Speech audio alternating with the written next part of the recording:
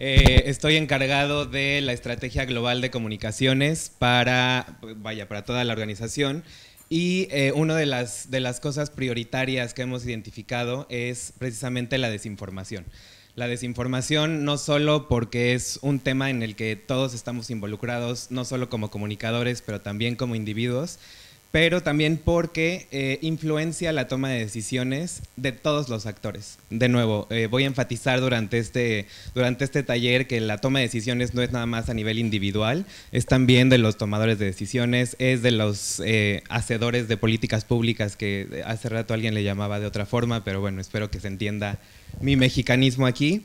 Y bueno, esa importancia de entender cómo va desarrollándose la desinformación, porque no es un tema nuevo, pero sí es un tema cada vez con más presencia por los distintos canales de comunicación que vemos actualmente. Yo veía, aquí está el... Ok. Bueno, pero ya antes de empezar, por cierto, platicaba con alguien que me tocó la suerte de que este taller fuera después de la comida. En México le decimos que nos da el mal del puerco, que es que nos da sueño. Creo que aquí, ¿cómo me dijeron que era? Modorra, la modorra. Entonces, antes de empezar, les voy a pedir a todos que se paren, por favor, y estiren un poco. Todos parados también. Yo antes me sentaba hasta atrás para no participar, pero aquí sí los veo.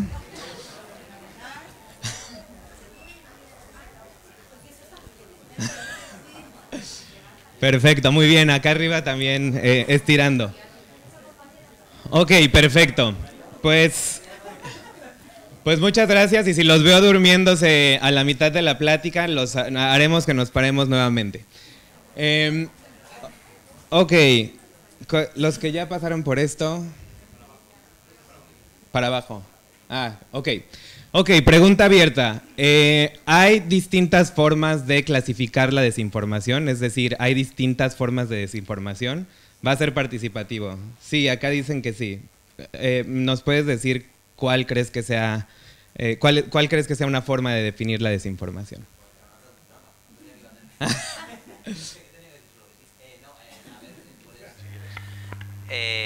Puedes desinformar aposta, con intereses, o puedes desinformar sin querer hacerlo, por ejemplo. Exactamente. Muchas gracias. Y esa es una definición con la que quiero empezar. En inglés hay la distinción entre disinformation y misinformation, que en español no es tan clara esa definición, pero bueno, le decimos desinformación e información errónea.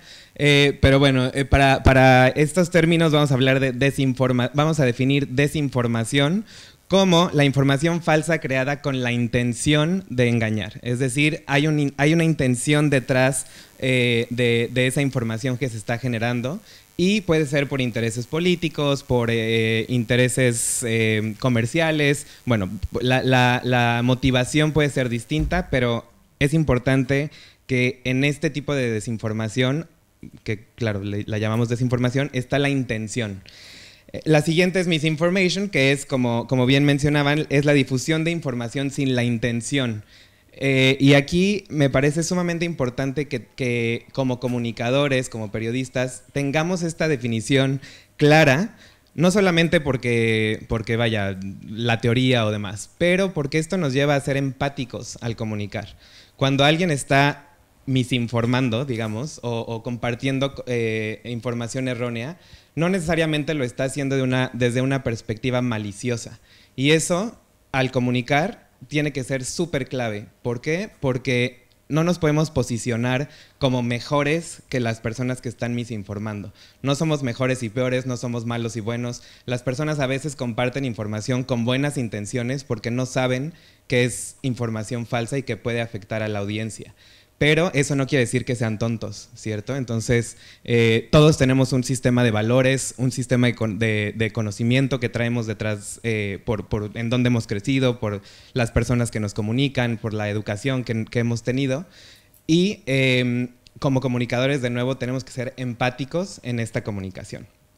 Y un tercer punto que menciono aquí, aunque no voy a ahondar mucho durante este taller, es el tema de la infodemia. La infodemia es el desbordamiento de información, puede ser bueno o malo, pero que crea, como hay tantos canales presentes en nuestra vida diaria, crea un overwhelming, pues sí, un desbordamiento de información que uno ya no sabe hacia dónde voltear, qué leer. En redes sociales leo una cosa, en medios leo otra, pero mi médico me dice otra. Entonces, ese desbordamiento también es un tema que desde la Organización Mundial de la Salud tratamos, principalmente en crisis sanitarias, como lo fue COVID, como lo es ahora la viruela M o Mpox, en donde, claro, hay mucha información y es nuestro trabajo hacer que sea más claro para las personas y que nuestros canales tengan coherencia.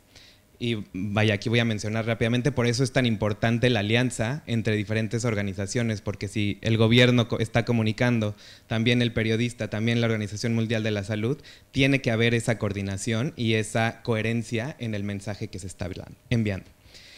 Entonces, bueno,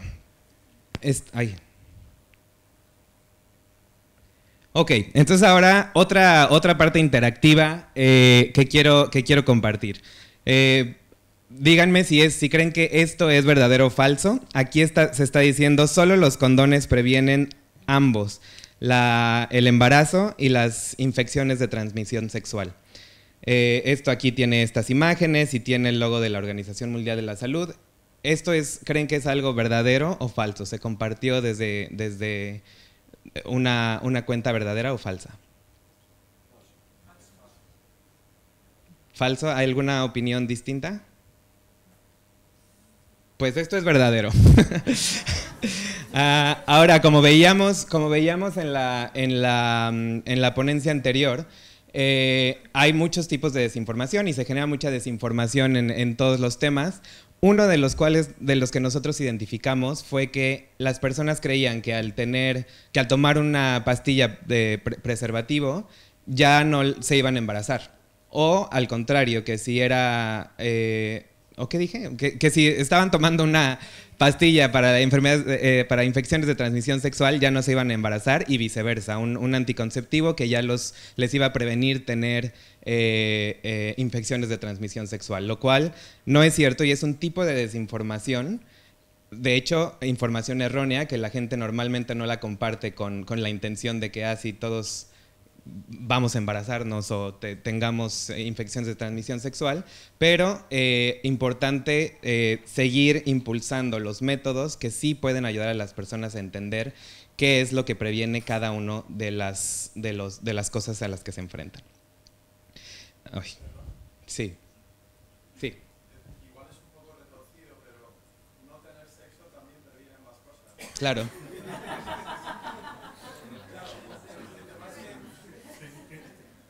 El tema es que eso es una medida que hay también personas que proponen. Sí. O que desde determinados sectores se promueve eso también. Entonces, Claro, es muy cierto y sí, la abstinencia, ahí voy a comentar regresando a la OMS yo mismo, en el post voy a comentar así como la abstinencia, pero es real, es cierto. Ok, siguiente caso, el 5G, el corona es la verdad, no hay un maldito virus, todos nos enfermamos al mismo tiempo. ¿Esto es verdadero o falso? Falso, sí. Como se equivocaron en la primera, ya no quieren participar. Pero sí, este sí es falso. No hay 5G en las vacunas, no estamos promoviendo 5G. Este fue un tema clave de desinformación que realmente llevó a muchas personas a tomar la decisión de no vacunarse y todavía esa narrativa se ve en ciertos sectores de la población. O sea, nosotros monitoreamos, claro, todos los temas de desinformación y seguimos viendo que la gente no se quiere vacunar porque le van a inyectar 5G. Siguiente. Excelentes noticias, el coronavirus se puede curar con agua hervida con ajo. Y aquí se ve el mensaje en WhatsApp de la BFF, de la mejor amiga. Vi esto en la mañana, está muy cool. Trátalo tú mismo. Esto es falso, muy bien. Y además aquí se ve eso que les comentaba. No lo está haciendo probablemente desde una perspectiva, quiero que te dé coronavirus. Lo está haciendo porque cree que puede ser una solución para la persona. Me voy a ir más rápido en esto, pero la OMS ordena a gobiernos que prepare megaconfinamientos debido al mortal, bueno, aquí le llaman incluso viruela del mono. ¿Verdadero o falso? Esto es muy falso y yo estoy definitivamente involucrado en el Tratado de Pandemias, no sé si lo conocen, un esfuerzo de la Organización Mundial de la Salud, pero guiado y vaya, liderado por los Estados miembros, en el que se está tratando de hacer un tratado para especificar qué es lo que se tiene que hacer en futuras pandemias, cómo podría haber más colaboración, cómo estar preparados, cómo prevenir. Esto ha generado desinformación diciendo que la OMS quiere tomar el control de los países y robar la soberanía de los países, lo cual es completamente falso. No solo porque la OMS pues, no tiene esas facultades y no quiere hacerlo, sino porque todo este proceso es liderado por los mismos miembros de Estados. Entonces, bueno. Y la última, ¿qué tienen en común la disfunción eréctil con COVID-19? Fumar incrementa la severidad de ambos. ¿Esto es verdadero o falso? Verdadero. Y aquí escogí este ejemplo porque nosotros tenemos el mismo reto que supongo que todos ustedes, que es que cada vez tenemos que innovar más, que ser más creativos. Hablaban hace rato del sensacionalismo, de cómo atraer la atención de las personas con las cuales nos estamos comunicando. Y esto fue una publicidad que de hecho estuvo en Tinder durante la pandemia. Entonces la gente swipeaba, ¿cómo dicen? Deslizaba a las personas y de repente le aparecía este mensaje con este tema de disfunción eréctil. Este tuvo muchísimo éxito porque, y fue en respuesta a lo que nosotros estábamos escuchando, que era, si fumas, matas al virus. Entonces hay que fumar más. Y aquí nosotros, bueno, combinamos, claro, varias cosas entre que claramente no recomendamos fumar, la veracidad de los métodos para curar el COVID y añadimos lo de disfunción eréctil porque sabíamos que es algo que, claro, la gente para si ve disfunción eréctil porque aceptado o no por los individuos es un tema que afecta a muchas de las personas adultas. Ay. Ok. Entonces, bueno, pasamos de esto. Esto fue básicamente para contextualizarnos y ver que todos, de nuevo, estamos expuestos a la desinformación. Y este tema me parece sumamente importante porque este es un estudio, digo, no es completamente comprobado científicamente, pero hay un estudio que sugiere que los usuarios, todos nosotros, aproximadamente deslizamos 90 metros de información en nuestro móvil todos los días. 90 metros es la altura de la Estatua de la Libertad. Y esa es la cantidad de información por la que nosotros vamos deslizando. Entonces ahí nos pone el reto a los comunicadores. 90 metros de información, ¿cómo hacer que paren en nuestra noticia? ¿Cómo hacer que paren en nuestro post en redes sociales? Tenemos que ser creativos y tenemos que cambiar y adaptarnos a la nueva forma de consumir información de nuestra audiencia. Eso no quiere decir que hay una nueva, mejor forma de comunicarse, pero el rol que cada uno de los canales de comunicación toma va cambiando y la adaptación es esencial para que nosotros podamos realmente informar. Yo no me voy a meter en el debate de informar o educar, pero aunque sea para informar, si no paran en nuestra noticia, no los vamos ni siquiera a informar. Entonces, bueno, eso nos muestra el estudio, junto con la idea de que los usuarios están buscando narrativas positivas y matizadas. Ahora, nos da mucho estrés el tema de desinformación, y sobre todo, y también de bullying en redes sociales o bueno, toda esta agresión que se va viendo. Pero también podemos ver que solo 3% de las cuentas activas son tóxicas, pero producen el 33% de todo el contenido que hay en línea. Es decir, hay un 3% de los usuarios que están ocasionando todas esas narrativas negativas y nosotros tenemos la posibilidad de contrarrestar esa información. nosotros somos el otro 97% que estamos generando información. Entonces, si generamos información valiosa, clara y atractiva para nuestras audiencias, podemos definitivamente contrarrestar el contenido que están creando estas personas. Y aquí estoy viéndome a lo mejor un poco idealista, pero claro, es el compromiso que debemos tener nosotros como informadores de también estar presentes en esta información que reciben las diferentes audiencias. 74% de conflictos en línea se inician en solo el 1% de las comunidades. Comunidades se refiere a estas redes que normalmente interactúan entre ellos. Y de nuevo, 74% de los conflictos solo afectan al 1% de las comunidades. Es decir, muchas veces los conspiracionistas hablan con ellos mismos y nosotros sí vemos que hay una cantidad de ¿cómo se dice ahora? Retuitear, de repostear, de reexear en esa comunidad. Pero, claro, también hay comunidades que la conversación se queda entre ellos. Entonces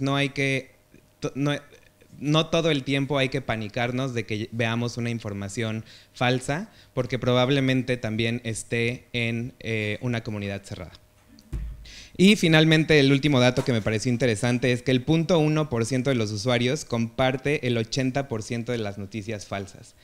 0.1% de los usuarios es mínimo, pero comparten el 80% de las noticias falsas. Es decir, de nuevo, esta cantidad de personas que está desinformando no es necesariamente tan alta y con el dato de arriba de que los usuarios quieren narrativas positivas, tenemos esa oportunidad y hay ese gap que llenar, esa brecha que llenar con información adecuada. Ay. Ok. ¿Y por qué es importante contrarrestar a todas estas personas? No son solo noticias falsas, son noticias falsas con consecuencias. Y esto es un poco lo que decía al principio. Las personas ven la información, ven otra fuente de información, platican con la familia, platican con los amigos y toman una decisión sobre su salud.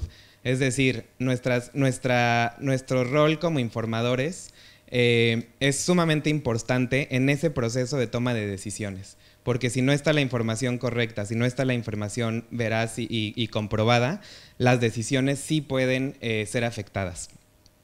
Esto tiene un impacto en la toma de decisión individual. Como les decía, yo decido no vacunarme, decido no tomar el distanciamiento social, decido cualquier tipo, o decido entrar en una de estas dietas milagrosas, que también es uno de la nutrición, es un tema lleno de desinformación también. Y esa es una forma en la que impacta, pero también hay una angustia pública en donde las personas no saben qué creer. Esto, y creo que lo he escuchado en distintas conversaciones que he tenido con todos ustedes, que ya sienten que sus medios de comunicación, o que el medio de comunicación tradicional, digamos, ya nadie lo lee.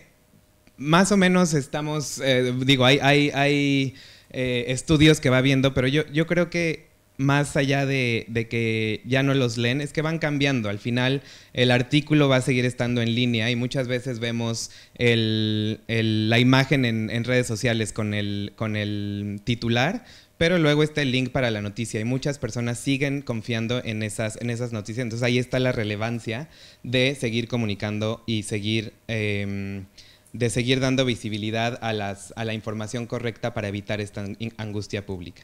Y finalmente, en influencia en políticas públicas. Les mencioné hace rato el tema del tratado de pandemias, que nosotros hemos platicado con estados miembros, con ministros de salud, que nos dicen, creo que no vamos a seguir apoyando el tratado de pandemias porque es una forma en la que la OMS quiere tomar nuestras decisiones públicas.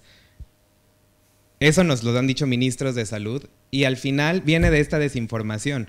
Cuando nosotros les explicamos dicen, claro, tienes razón, pero ellos ya estaban casi dispuestos a tomar o casi listos a tomar esa decisión de no apoyar, en este caso el tratado, pero puede ser cualquier otra política pública basados en desinformación. Y ahí también creo que los medios de comunicación tienen un rol primordial porque también hay que ver las audiencias. Muchas veces decimos, ya casi nadie nos lee como periodistas, pero los que nos leen están tomando decisiones. Entonces el impacto realmente que tenemos que medir no es cuántas personas leen, sino quién nos lee y qué hacen con esa información que afecta secundariamente a toda la población en términos de salud.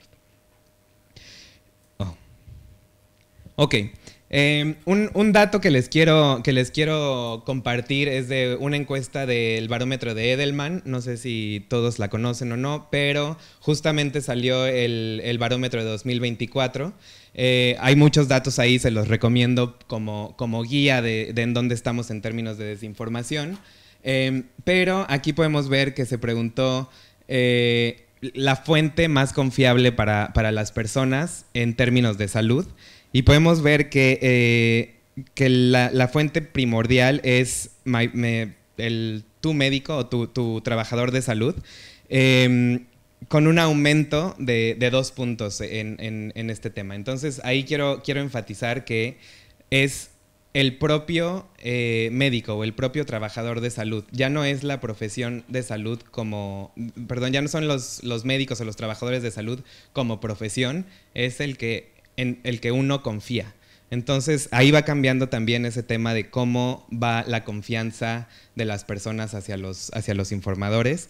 Y el otro, bueno, ahí están todas las respuestas, pero el otro que quiero enfatizar es el de los periodistas, que vaya, no creo que sea una buena noticia para compartir aquí, que va bajando 10 puntos, pero nosotros más bien lo vemos como un reto porque, como decíamos, o como decía, siguen teniendo una gran relevancia, siguen teniendo un gran alcance. Es simplemente adaptarse, porque al final, si una persona lee el artículo de un periodista y hace un TikTok viral al respecto, no es necesariamente que nos vayan a leer 100,000 personas, pero sí llegamos a 100,000 personas con la información que estamos compartiendo. Entonces, bueno, les decía, les recomiendo este barómetro para ver la información. Ahora, como ya vieron, me gusta un poco de interactividad, así que yo no sé si todos tienen un cuaderno, ¿cómo le dicen? Libreta, una hoja de papel, en donde quiero por favor que escriban, o en algún lugar, o si no tienen nada, que piensen, el último caso de desinformación en su área de trabajo. Si no es en su área de trabajo, que identificaron ustedes, si no es en su área de trabajo como individuos, ¿cuál fue la última desinformación de salud a la que fueron expuestos? Voy a callarme por 20 segundos para que lo piensen y lo escriban preferentemente, porque vamos a seguir usando ese caso.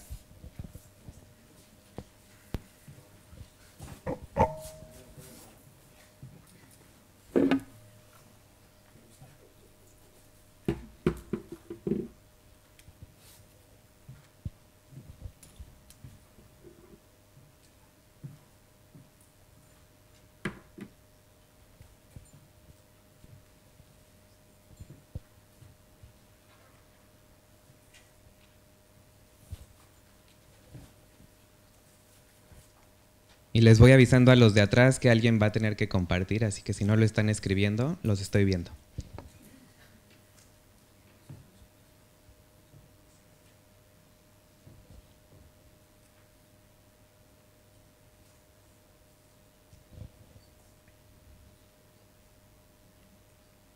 Ok, ¿listo? ¿Sí? Ok, ¿alguien quiere compartir el último caso de desinformación al que fue expuesto? Allá atrás. Pues hola, yo soy Celia Riola y estoy trabajando como voluntaria. Y hace poco, no sé exactamente dónde fue, en qué río fue, pero decían que se había volcado una balsa de aceite en un río y que había peligro en Cantabria de que se bebiera agua del grifo. Okay. Y a mí me llegó esa información y sí que es verdad que yo lo fui diciendo y compartiendo, porque al final te llega y lo primero que haces es decírselo a todos tus conocidos, incluso a mis abuelos, que son los que más miedo nos daban, y luego ya nos llegó del diario Montañés que era falso, que estaban rulando la información falsa. Okay. Bueno, pues ese caso justamente lo vemos, es desinformación. Y no te recuerdas de dónde te llegó, ¿cierto? O sea, el primer caso, la primera información. A mí me lo dijo una conocida que trabajaba en una peluquería, que les llegaron para que no utilizaran el agua. Aquí en España son los peluqueros, no sé si también los taxistas en México. La información de salud yo la tomo de taxistas más que de mí mismo. Pero ok, no, claro, ese es un ejemplo claro que afecta a toda una comunidad, a toda una ciudad, me imagino, que además se esparce sumamente rápido. Entonces, sí, acá hay otro ejemplo.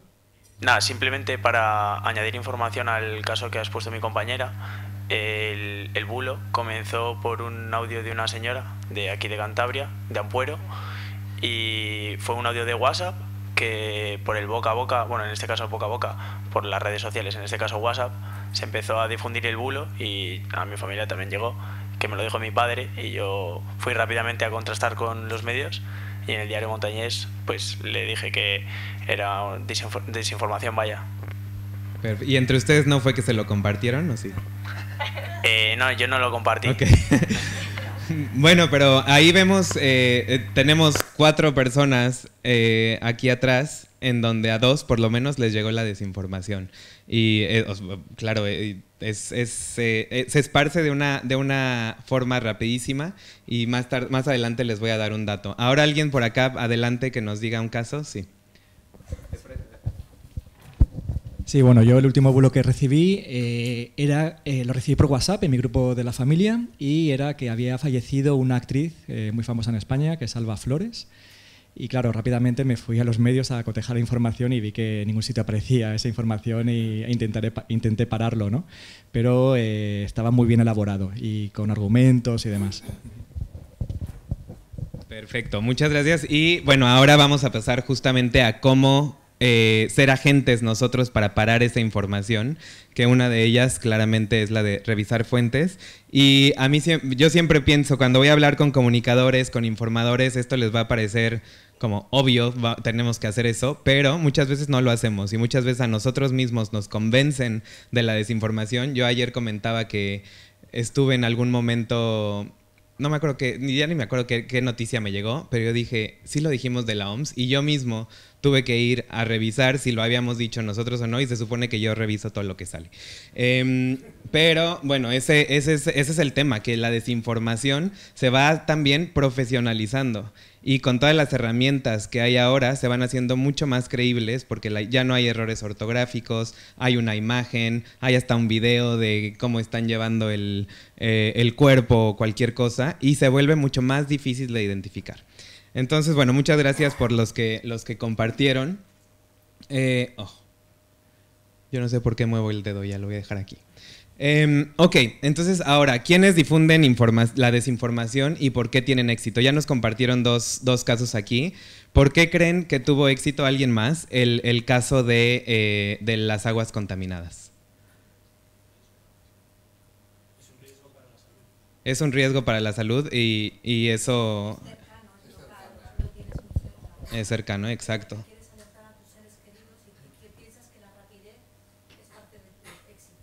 Claro.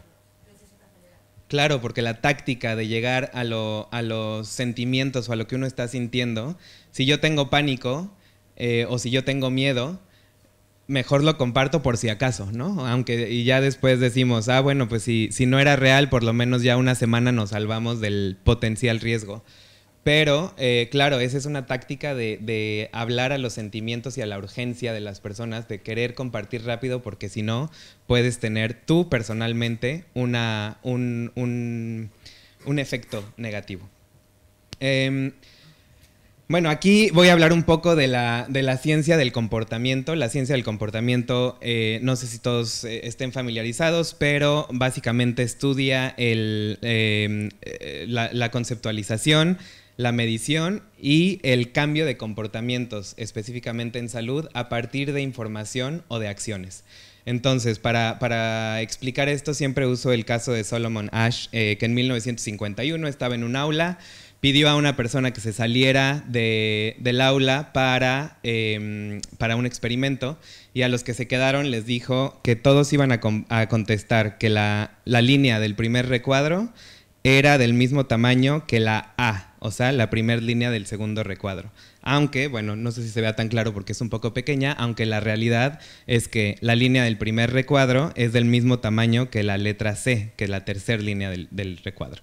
Entonces regresa la persona y empieza a preguntar, ¿cuál es la del segundo recuadro, cuál es la letra que es igual a la del primer recuadro? Y todos decían A, A, A, A, A. Llegan a la persona que no sabe qué es un experimento y contesta a pesar de que pues en su mente sabía que, o veía que era la C en realidad la que era del mismo tamaño. Esto es importante porque la información, de nuevo, tiene consecuencias. ¿Cuántas veces escuchamos esa información? Tiene consecuencias y afecta el comportamiento de una persona de una manera que se toman decisiones, que se habla, que se expresa, simplemente por ese sistema de información al que estamos expuestos.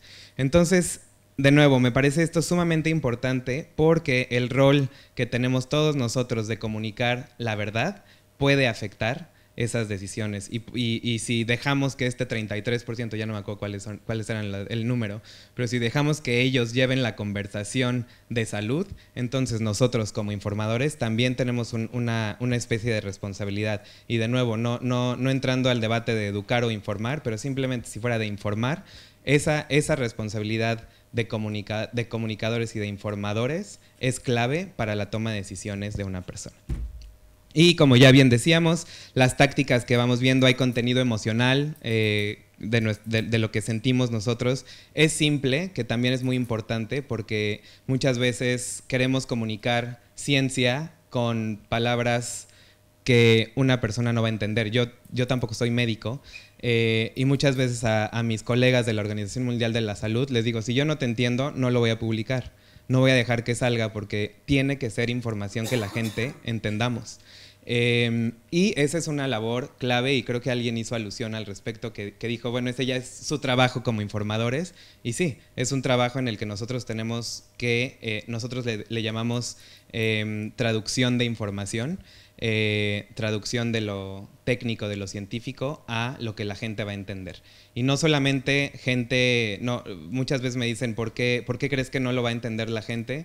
Porque no todos somos especializados en todos los temas. Y esto nos pasa cuando yo voy con un doctor, todavía le digo, ok, háblame en castellano, repíteme por favor qué significa eso que me estás diciendo, porque no podemos asumir que todos van a tener el contexto para entendernos. Ok, ahora, ¿cómo identificar desinformación en el área de salud? Acá nos mencionaban uno que fue buscar las fuentes, nos llega algo de información y ya tenemos a la mano el móvil que podemos googlear o buscar en Google las fuentes de esa información. ¿Qué otros métodos ustedes en su día a día en el trabajo toman para identificar desinformación? Ninguna. Sí.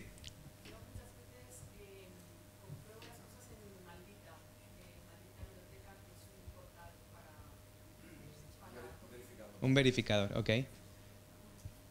Ok, ese también es clave porque cuando vemos un tema de desinformación, si es real, la gente normalmente ya va a haber hablado al respecto, digamos, o el gobierno, o la Organización Mundial de la Salud, o alguna ONG, o cualquier institución que sea creíble, va a estar hablando al respecto si es real.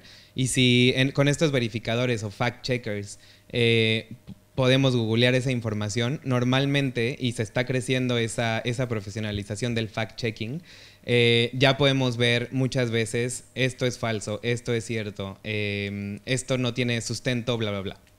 Entonces, verificar con este tipo de organizaciones es clave.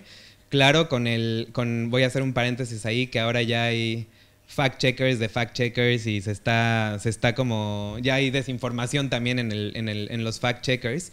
Pero hay una red, de hecho, de verificadores que es una fact check FCN, creo, GFCN, que es el Global Fact Checker Network. No me acuerdo si es exactamente es el acrónimo, pero en donde por lo menos se adhieren a ciertos principios para esta verificación.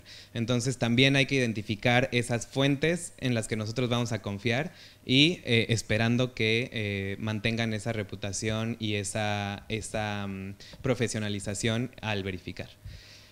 Ok, ¿alguna otra forma en la que verifiquen si lo que están viendo es desinformación? Allá atrás. Los gabinetes de prensa, exacto. Exacto, esa también es sumamente clave. Yo creo que no conozco ninguna organización que sea creíble que cuando tenga cierta información no la pase, no la difunda de alguna forma, puede ser en gabinetes de prensa o en sus páginas de internet. Lo cual también es sumamente importante mantenerse al día y mantenerse en comunicación con organizaciones en las que ustedes confíen. Y por cierto, ahí haciendo mi marketing, al rato les voy a pasar el link para que se suscriban a las comunicaciones de prensa que hacemos desde la Organización Mundial de la Salud, para que cuando haya cierta información les llegue automáticamente. Está pensado para medios, para periodistas y para personas que comunican información. Entonces, ok.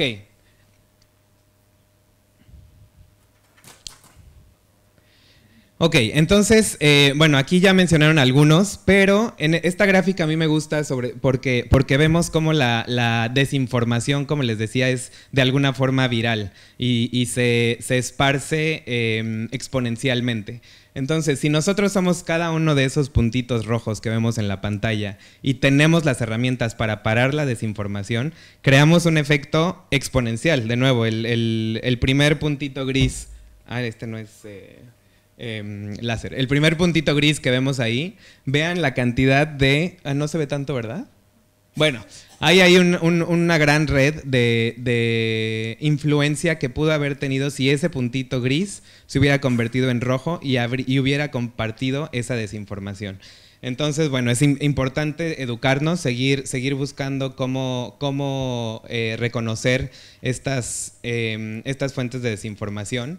Reconocer también nuestras vulnerabilidades. Hay momentos en los que nos sentimos con miedo, como fue en la pandemia de COVID, en donde, claro, era también nuestra salud. Entonces, compartir cierta información nos parecía beneficioso. Como les contaba yo, incluso yo lo hice y decir, bueno, pues me voy a echar un poco de ajo por si funciona. No es cierto, no hice lo del ajo, pero seguramente sí hice algo que no era necesariamente científico. Por si acaso, yo lo tomaba como, si no me afecta, bueno, pues lo hacemos.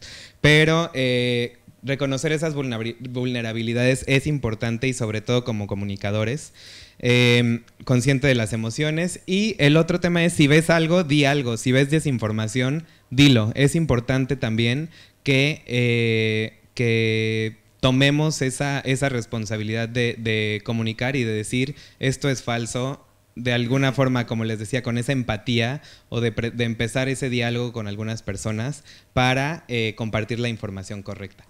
Aquí muchas veces incluso en el Departamento de Comunicaciones de la Organización Mundial de la Salud, tenemos debates de si deberíamos contestar o no a ciertos aspectos de desinformación, porque le echas leña al fuego o madera al fuego, no sé cómo lo digan. Pero también en la Organización Mundial de la Salud tenemos ese compromiso de sí responder cuando sea beneficioso. Si estamos viendo que la gente está tomando decisiones, no importa si nos van a atacar los conspiracionistas, si nos van a atacar personas con intenciones maliciosas, que de nuevo volvemos a la intención. Pero si esas personas que estaban misinformadas o que tenían información errónea sin la intención maliciosa ven nuestra corrección y cambian un poco, por lo menos investigan más, ya estamos teniendo un éxito y estamos tomando nuestro rol como informadores de la salud también. Listo, por primera vez le di clic al botón correcto. Aquí tenemos, vaya, algunos tips para la desinformación. Esto es relevante para individuos, pero también para comunicadores, para periodistas, porque muchas veces también hemos visto que periodistas profesionales confiables que tienen intención de compartir información verídica han compartido desinformación. A lo mejor por esta prisa o por querer tener la nota y dar la información importante. Entonces, bueno, hay que verificar que la fuente sea confiable. Bueno, aquí lo decimos, normalmente doy este taller en inglés y es share, before you share. Checa todo esto o revisa todo esto, pero bueno, la source, que es la fuente, hay que comprobar, como ya lo decíamos en internet. El titular es preciso. Muchas veces los titulares sensacionalistas nos guían un poco también para ver si es desinformación. Si es muy bueno para ser verdad, normalmente no es verdad. Analiza el contenido y coherencia, como les decía, revisar la fuente confiable, pero también la coherencia del artículo. A pesar de todas las herramientas que ya hay para crear artículos con ChatGPT que se ven sumamente profesionales, de todos modos la coherencia muchas veces falta y como comunicadores podemos ir entrenando nuestra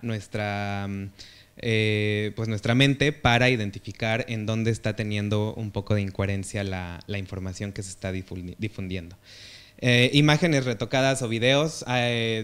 Supongo que algunos conocen la búsqueda inversa de imágenes en Google y otras plataformas. Muchas veces usan las imágenes, también lo decían hace rato, como para llegar a nuestras emociones y a nuestros sentimientos. Pero yo tengo un caso específico en donde nos llegó un artículo que en India había un gran tema de infecciones en la calle y demás, y que la gente estaba, enferma en la calle. Cuando yo veo la imagen, atrás había una tienda, un establecimiento que decía Telcel. Para los mexicanos, Telcel saben qué es, pero ese es la compañía de telefonía más grande de México. Y esto se supone que era en India. Y ahí estaba el comunicado en India, bla, bla, bla, y con una imagen de México. Entonces ahí yo busqué, bueno, claramente me di cuenta que la geolocalización de esa imagen era incorrecta y claro, me dio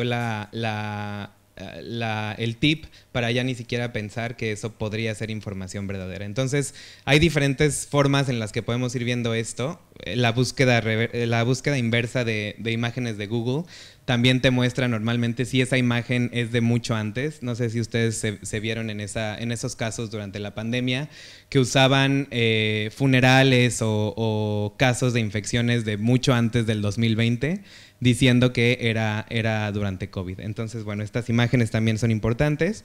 Y los errores en el texto, que eso sí es verdad que ahora lo vemos menos con ChatGPT, pero sigue habiendo casos en los que publican información con faltas de ortografía y demás, entonces ahí se ve que la fuente de información no necesariamente es confiable. Ok, ya les pregunté lo de los métodos de identificar desinformación y cómo asegurarnos de no convertirnos en una fuente de información. Entonces voy a hacer una pausa aquí porque yo ya vi que 2 personas como que cerraron los ojos. Así que vamos a pararnos otra vez. Y estirar.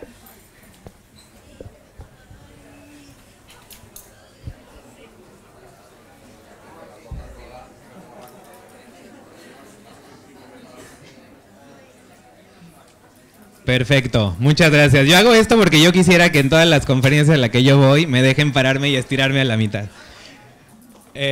Ok, pues voy a tomar como la primera parte aquí para hacer una pequeña ronda de preguntas por si hay alguna pregunta, alguna reacción, algún tema de debate. Sí. Creo que acá sí tenemos.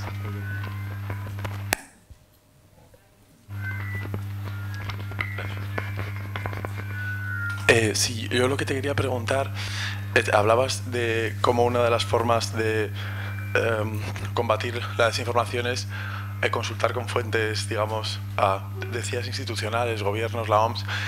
¿qué se hace o qué hacéis o qué pensáis cuando hay un posiblemente creciente sector de la población que no cree realmente en esas instituciones, o hay digamos una creciente deslegitimación de instituciones democráticas o gubernamentales o internacionales? ¿Cómo se aborda cuando realmente a esas personas les da igual lo que diga la OMS porque creen que lo que dice la OMS está, no sé, mediatizado por intereses espurios?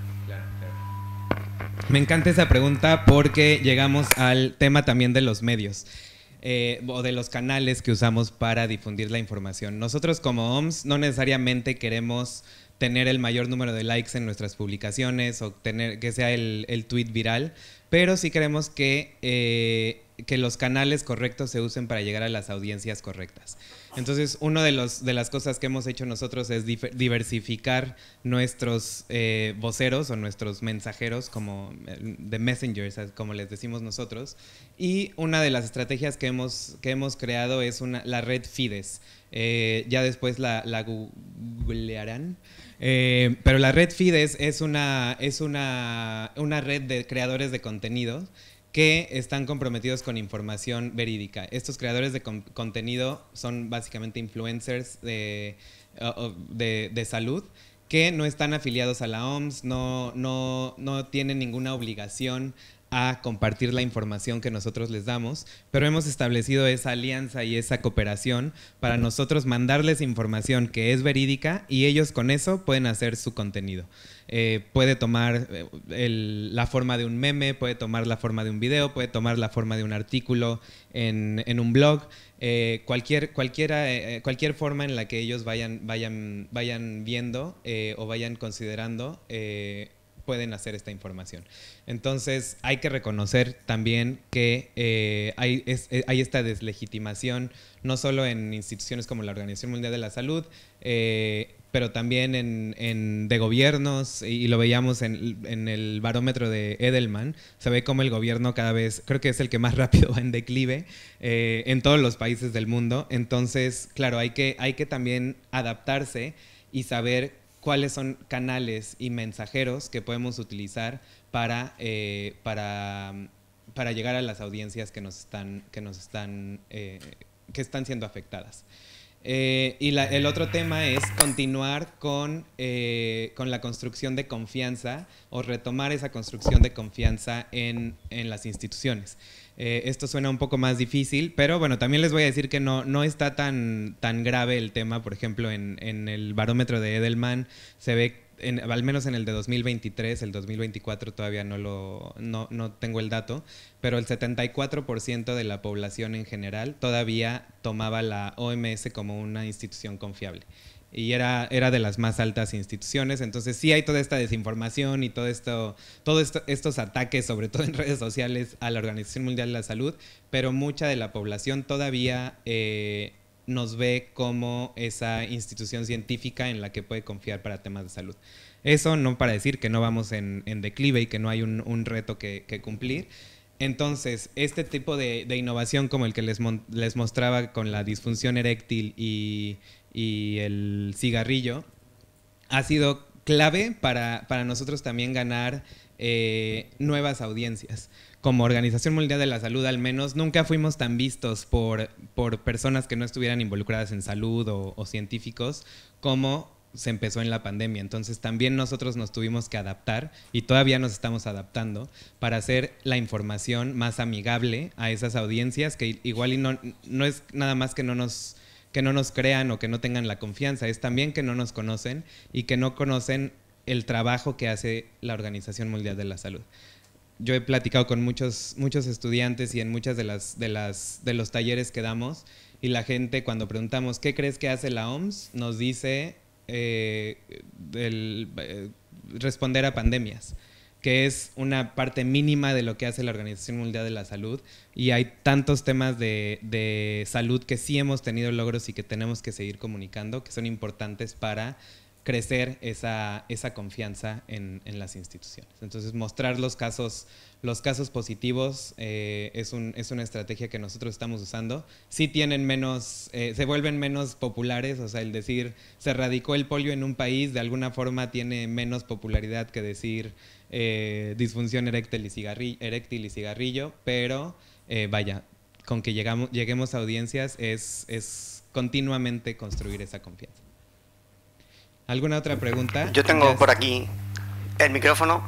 Soy Manuel Sánchez y mi pregunta, estoy aquí atrás, mi pregunta tiene que ver con las plataformas, porque bueno, sé que recientemente habéis hecho algún acuerdo pues con TikTok, si no recuerdo mal con YouTube también.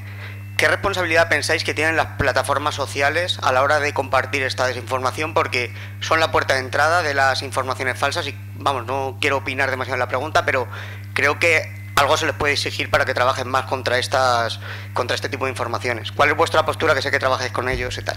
Claro, nosotros tenemos estas alianzas con estas plataformas justamente porque son las plataformas en donde se difunde la información. Ellos muchas veces tienen el compromiso de actuar con nosotros. Por ejemplo, en YouTube durante la pandemia llegamos al acuerdo que si alguien buscaba un tema de digamos, COVID, los primeros resultados fueran los que nosotros emitíamos como Organización Mundial de la Salud y que después ya salieran los demás, porque claro, entra todo el tema de la libertad de expresión, pero lo que sí que hacían era poner nuestros resultados en lo más alto para atraer esa audiencia a la información verídica. Entonces, sí hay ese tipo de acuerdos y sí tienen una responsabilidad, pero es un trabajo conjunto también en cómo mostrarlo y de nuevo no comprometer la confianza que nos pueden tener las personas por un tema de bloqueo de información. O sea, nosotros no estamos en contra de la libertad de expresión claramente, pero sí tenemos que innovar en esos métodos de cómo hacerlo. Con TikTok hay un tema clave de salud mental que ellos están muy involucrados, entonces ese tipo de alianzas las vamos haciendo para mejorar cada vez más. Entonces, bueno, ya voy a terminar porque tenemos que pasar a la siguiente parte para comentarles que en la OMS tenemos un proceso, un framework para la desinformación. Tenemos identificados los temas más vulnerables a este tipo de desinformación, que me gustaría también en algún momento, si no ahora, después platicamos para que me digan qué ustedes ven como informadores que son los mayores retos y cómo podríamos como Organización Mundial de la Salud apoyarlos y colaborar con ustedes para que esa información se siga diseminando.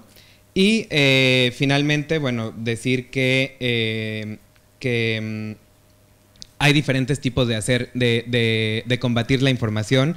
La primera, prevenirla, que es inocular a las audiencias. Si nosotros mandamos información antes de que surja la desinformación y logramos identificar esa brecha de información, de nuevo, antes de los desinformadores, tenemos un efecto enorme.